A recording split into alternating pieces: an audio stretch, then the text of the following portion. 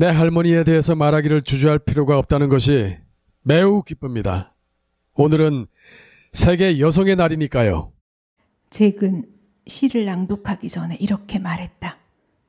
그의 말이 아니었더라면 나는 그날이 세계 여성의 날이라는 것도, 시낭독회가 세계 여성의 날을 기념하기 위한 자리라는 것도, 그리고 빛 없이 깜깜한 저녁, 하늘로 빛이 솟은 언덕 꼭대기, 테이블이 서너 개뿐인 작은 식당에서 열린 이 정체불명의 모임이 은퇴 철도 노동자들을 위한 명상 강좌가 아니라 신앙독회라는 것조차도 몰랐을 것이다.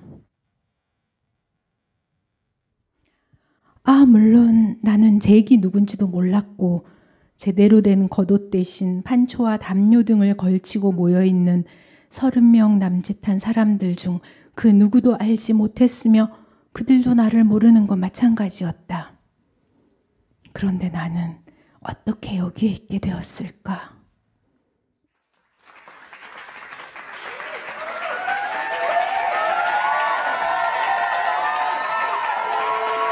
당신 할머니에 대해서 말하기를 주저할 필요가 없어요. 잭이 내 귀에 입을 바싹 갖다 대고 소리쳤다. 그의 뜨거운 입김이 갑자기 귓속으로 불화살처럼 쑥 들어와 박히는 바람에 나는 소스라치게 놀랐다.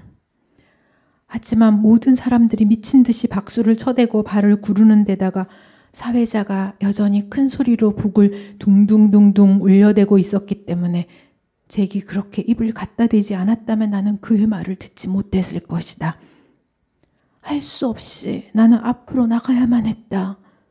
내가 움직이기 위해서는 내 몸이나 다름없는 할머니의 가방을 들고 가야 했는데 촘촘하게 들어찬 의자뿐 아니라 바닥에까지 빼곡하게 앉아있는 사람들 사이를 지나가기란 결코 쉬운 일이 아니었다. 불쑥 튀어나와 있는 누군가의 커다란 맨발을 건드리는 바람에 사과를 하고 뒤를 돌아보고 느리게 이마에 땀을 닦으며 고개를 숙이고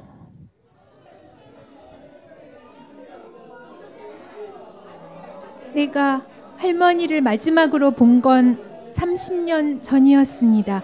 아니 정확히 말하면 30년까지는 날짜를 세었지만 그 이후로는 세는 걸 그만두었으니 30년 플러스라고 말하는 편이 정확하겠네요. 그런데 놀랍게도 겨우 2주일 전에 나는 할머니의 죽음을 알리는 편지를 받았습니다. 편지는 처음에 내가 사는 나라의 주소로 배달되었지만 그곳 우체국에서 이곳 여행지의 숙소로 다시 보내졌습니다. 여러분도 보시다시피 나는 여행 중인데 여행을 떠나기 전에 고향의 우체국에 우편물 배달 전환 신청을 해두었거든요. 그런데 놀랍게도 편지는 내가 이해할 수 없는 언어로 적혀 있었어요. 하지만 편지의 내용을 어느 정도 추측하는 것은 가능했습니다. 왜냐하면 일단 편지의 글자 중에는 할머니의 이름이 들어있었거든요.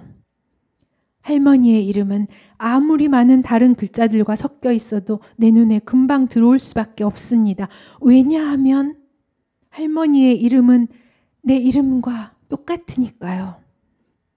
봉투에 적혀 있는 수신인, 바로 그 이름 말이죠. 그런데 편지 속 할머니의 이름에는 십자가 표시가 되어 있었고 날짜와 시간이 나와 있었어요. 그래서 나는 비록 편지를 읽을 수는 없었지만 내용을 금세 짐작할 수 있었습니다. 말하자면 할머니가 죽었고 그래서 장례식이 열릴 예정이니 할머니의 유일한 후손인 나를 장례식에 초청하는 부고라고 말입니다. 일단 이렇게 단정하고 나자 이 편지는 내게 무척 놀라운 소식으로 보였습니다.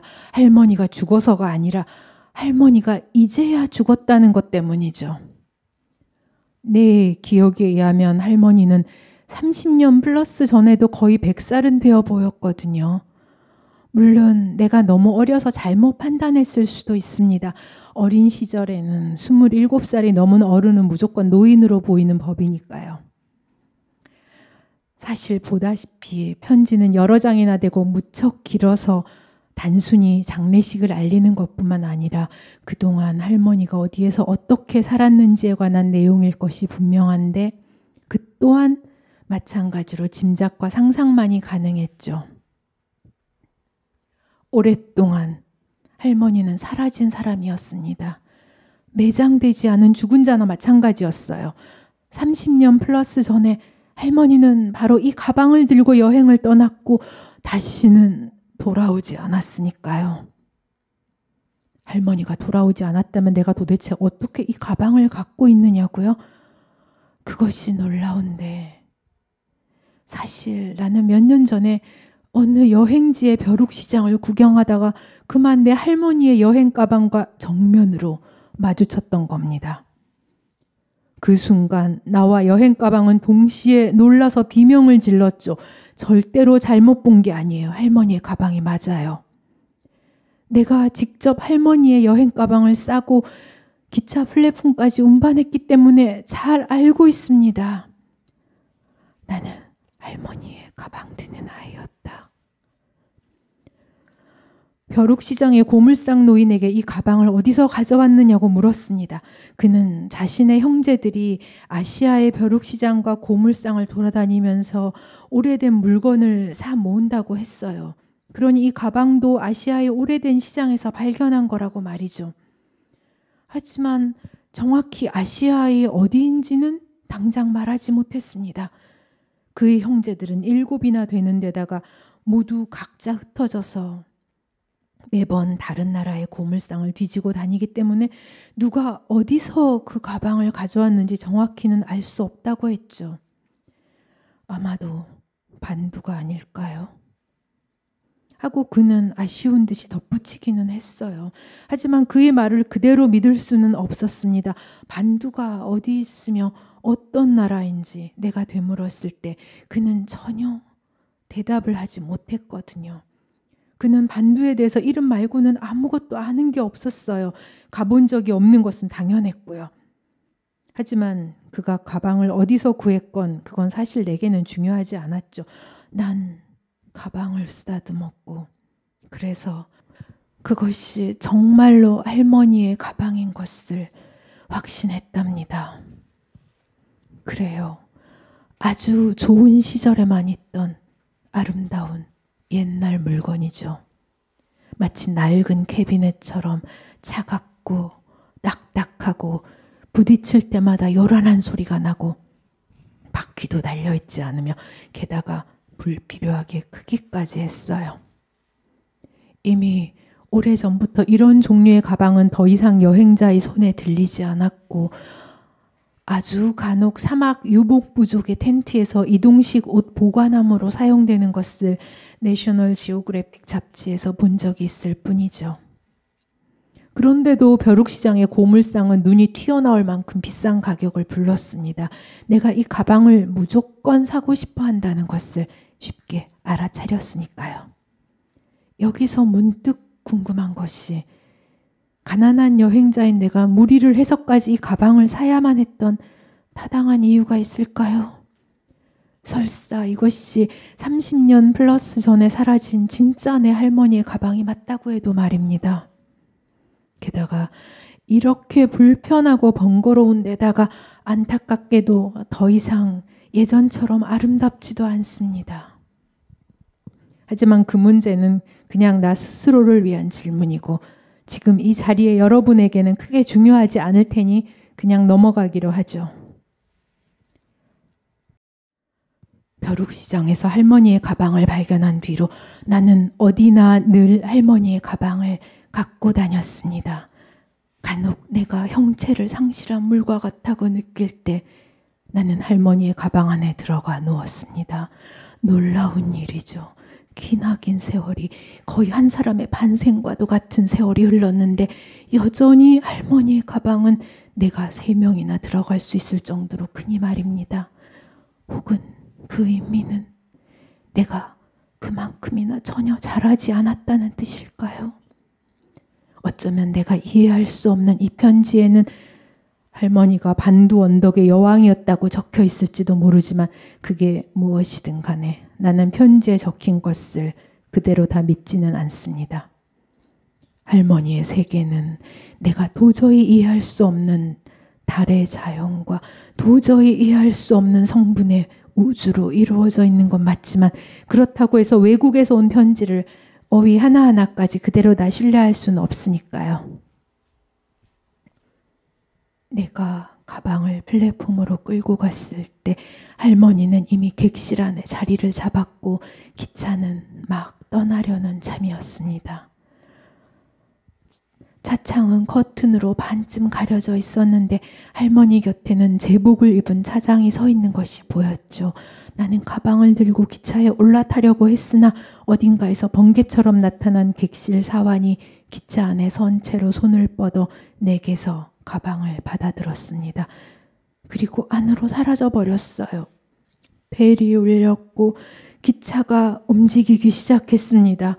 처음에는 아주 느리게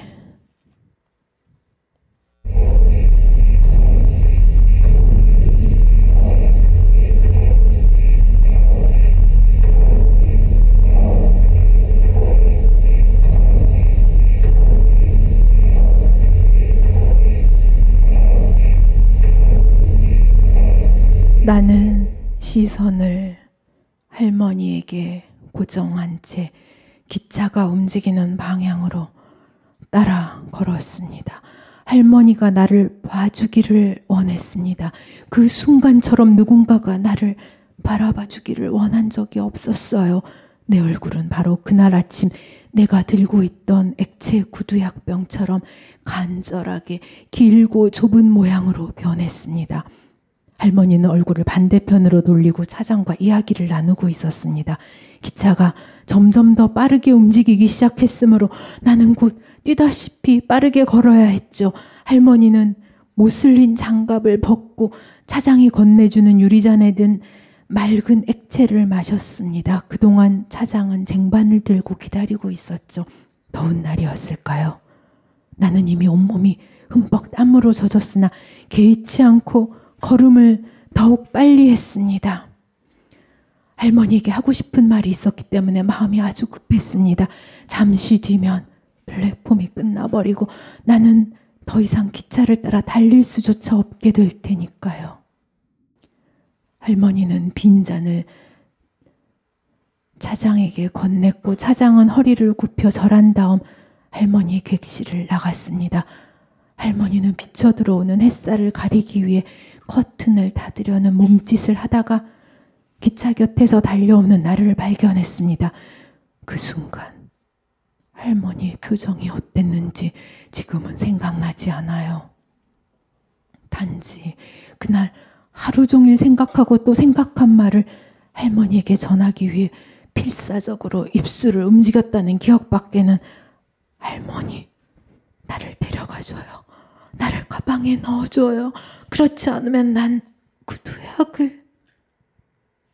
난 도대체 무슨 말이 하고 싶었던 걸까요? 하지만 그게 무엇이든 말 비슷한 걸 할 수 있는 순간은 아주 짧았고 번개처럼 입술이 한번 달싹거리고 눈꺼풀이 반사적으로 떨리는 시간보다 훨씬 더 짧았고 플랫폼은 끝나버렸으며 기차는 로켓처럼 빠르게 역을 떠나버렸습니다. 나는 좁고 긴 얼굴로 기차가 떠난 방향을 향해 휘청거렸습니다. 모든 것이 간절한 채로 뒤에 남겨졌죠. 예전부터 나는 언젠가 자라서 임신을 하게 되면 기차에 뛰어들어야겠다고 마음먹고 있었습니다. 소설이나 잡지를 읽으면 종종 여자들이 그렇게 하니까요. 물론 언젠가 먼 미래에 만약 임신을 하게 되면 말입니다. 하지만 그날 오전의 햇살이 번뜩이는 환한 플랫폼 위에서 나는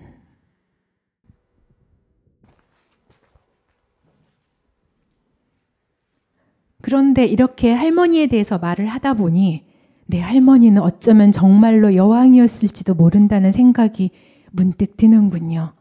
내가 아는 할머니라면 충분히 가능하지 않았을까요? 내 말은 반두에 가서 여왕이 되었다는 뜻이 아니라 이미 여행을 떠나기 전부터 여왕이었을 거라는 말입니다. 할머니는 몸집이 풍만하고 키가 컸으며 흔들리지 않는 분명한 발음으로 말했습니다. 할머니의 목소리는 그 누구에게도 굽힘이 없었죠. 혹시 할머니가 머리에 관을 쓰고 손에는 왕호를 들고 있었는데 내가 너무 어려 알아차리지 못했거나 아니면 너무도 오랜 세월이 흘러 잊은 건지도 모릅니다. 할머니는 누구보다도 건강했으니 100살이 넘게 살았다 해도 이상하지 않아요.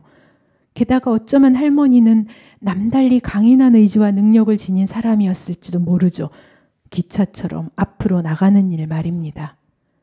그래서 마음만 먹으면 이 세계를 구원하는 일쯤이야 쉬웠을 것이고 또 실제로 그렇게 하려고 마음먹고 있었을지도 모릅니다. 어쩌면 우리가 아무도 모르는 사이 할머니는 이미 그렇게 했을지도 모르죠. 나는 이해하지 못하는 언어로 적힌 편지를 어떻게든 읽어보려고 여러 번이나 시도했습니다. 할머니의 이름이자 내 이름이 적힌 철자를 기준으로 자음과 모음의 음소를 각각 분리하여 다른 철자의 소리를 추측해 보려고 했어요. 그래서 어느 정도 들어맞는 모종의 발음 규칙을 발견했다고 생각했고 그걸 토대로 한 글자 한 글자마다 갖는 고유한 소리를 찾았다고 믿었습니다. 그리고 각 소리에 가장 어울리는 의미를 내 상상으로 만들어 채워 넣었습니다. 그러자 그럴듯한 이야기가 아니 그림이 완성되었어요. 그 그림에 의하면 할머니는 매년 봄에 언덕 꼭대기에서 북을 둥둥둥둥 쳤고 그러면 바싹 마른 암소의 몸에서 송아지들이 미친 듯이 태어났는데 할머니는 즉시 갓 태어난 송아지들의 가죽을 벗기라고 명령했죠. 반두는 가죽 무형으로 생존하는 오아시스 도시였으니까요. 물론 외국에서 온 편지를 어휘 하나하나까지 그대로 신뢰할 수는 없다고 생각하지만 지금은 내가 소리를 토대로 하여 상상으로 해독한 편지의 내용을 그대로 옮길 수밖에 없군요. 그러니 설사 오류가 있다고 해도 아마도 반드시 그렇겠지만 이해해 주시기 바랍니다. 할머니는 생의 마지막까지 그곳 반두 언덕의 가장 높은 평평한 고원에서 살았어요. 살짝만 까치발을 들면 구름 속으로 고개를 집어넣을 수도 있을 만큼 높은 곳이죠. 할머니는 반두의 외로운 고원 가장자리 노간주 나무와 송아지 가죽으로 만든 오두막에 살면서 언덕 아래 너른 굴짜기와 계곡 너머 평원을 벼랑 위의 독수리 둥지를 물이 말라버린 강바닥과 끝없는 구름과 낮은 언덕들 슬픔의 혓바닥으로 암염을 핥는 말라빠진 암소들을 내려다보았다고 해요. 할머니는 왜 나에게 엽서 한 장도 보내지 않았을까요? 할머니는 그곳에서 혼자였을 텐데 말이에요. 낮에는 그늘 하나 없는 언덕 위로 정수리가 벗겨질 만큼 따가운 햇빛이 내리쬐고 밤이면 얼음덩어리로 변한 바위가 터져버릴 만큼 기운은 냉혹한데 할머니는 매일 밤 꿈속에서 남쪽 평원 저 멀리서부터 서서히 다가오는 송아지 가죽 중계상인 무리의 자욱한 먼지 구름을 보았다고 해요. 할머니는 30년 플러스의 세월 동안 반두 언덕 위에서 살다가 그 자리에서 죽었습니다. 할머니는 빈손으로 반두 언덕으로 왔고 죽을 때도 마찬가지로 아무것도 남기지 않았다는군요. 할머니의 몸은 노간주 나무와 송아지 가죽과 함께 태워질 거예요. 반두 언덕에는 나무라고는 한 그루도 없지만 끊임없이 몰아치는 광폭한 바람이 평원 너머 머나먼 숲에서 실어오는 노간주 나무 가지들을 모아 불을 붙이는 거죠. 그러면 눈앞을 자욱하게 가리는 흰색 연기가 솟구치면서 숨막히는 짙은 향기가 피어나요. 처음에 나무에 불이 붙을 때는 아직 남아있는 숲의 습기와 안개와 이끼, 벌레의 알과 미생물, 짐승의 오줌과 어린 동물의 털을 태우는 독한 냄새가 은은한 사양 냄새와 섞여 풍기지만 그것은 곧 나무 껍질이 연소하는 매콤하고 달콤한 향으로 변해가고 껍질이 속까지 다 들어가기 시작하면 사이프러스 향과 흡사해지는데 그때 노간주의 초록 이파리를 불꽃 위로 살짝 뿌려주면 순간적으로 코를 찌르는 쑥냄새, 축축한 도마뱀과 풍뎅이 냄새, 비누 냄새가 퍼지다가 어느 순간 기름에 담근 진한 달맞이꽃 이파리와 신경 독버섯 냄새가 살짝 피어오르면서 이때부터 사람에 따라서는 두통과 환각이 나타나기도 하고 마침내 이 모든 냄새가 각각 따로따로 혼재하는 자욱한 연기 속 어느 특정한 지점에서 정신이 혼미해질 만큼 관능적인 시베트 향이 한 줄기 초록 광선처럼 날카롭게 뻗어나오며 드디어 살이 타기 시작해요. 그 향기는 수십 킬로미터 밖에서도 맡을 수가 있답니다. 독수리들이 몰려들어요. 독수리들은 기회를 노리며 공중을 빙빙 돌아요. 노간주 나무 너미는 불꽃 없이 흰 연기만으로 속으로 타들어가는데 할머니는 가방도 없이 떠나는군요. 할머니는 여왕이 되었다가 아무도 알아차리지 못하게 세상을 구원한 다음 연기가 되었고 마침내 대머리 독수리가 되었어요.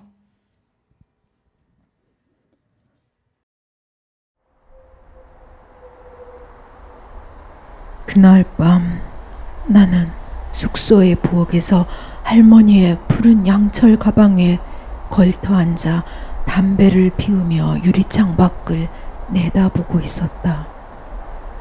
이상하게도 숨막히는 밤이었고 이상하게도 나는 낮체였다. 달이 빛나는 맑은 밤인데도 불구하고 검은 자동차가 비에 젖은 듯 번뜩이며 지나갔다. 그리고 모든 것이 내가 모르는 8월처럼 번뜩였다. 내가 모르는 언어로 적힌 편지는 파국을 향해 붉게 산란했지만 그 소리의 여우는 여전히 내 혀끝에서 맴돌고 있었다. 그것은 나와 같은 이름을 가진 소녀에 관한 길고 늙고 8월처럼 번뜩이는 한없이 섬뜩하고 한없이 음란한 편지였다. 나는 아무것도 설명할 수 없는 채로 홀로 몸서리쳤다. 침실에서 제기 라디오를 켰다. 재즈가 흘러나왔다. 제기 찰리 밍구스의 선율을 따라 몸을 움직이는 것이 열린 침실 문을 통해서 보였다. 먹다 남은 살라미 샌드위치 포장지 한 귀퉁이에 담배를 눌러서 껐다. 그리고 푸른 양철 가방을 쓰다듬으며 잠시 궁금해했다. 기차가 내 위를 지나갈 때 내가 느끼는 것을